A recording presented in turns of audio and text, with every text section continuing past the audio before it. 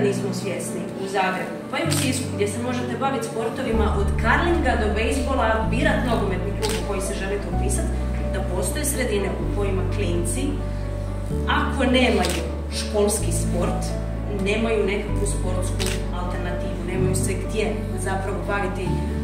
pod stručnim vodstvom kineziologa, treba je poslati poruku i odraslima i djeci, kao što je gospodin rekao, vratite djecu na igrališta, djeca s teškoćama u razvoju nema na igralištima. Znači, ovaj svijet nije napravljen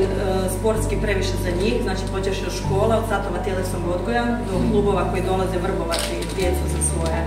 aktivnosti, oni nisu usmjereni na djecu s teškoćama.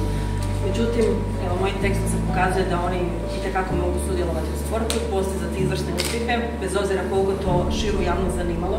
a obično je puno manje zastupljeno znači nego aktivni neki drugi sportaši. Tako da je to pokazatelj da oni u biti isto mogu kroz sport izgraditi svoj karakter, znači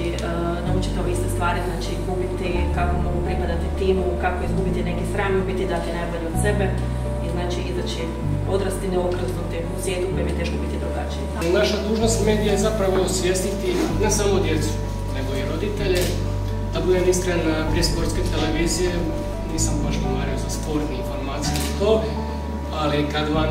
ispred kamere prođu razni vrhunski sportaši, treneri,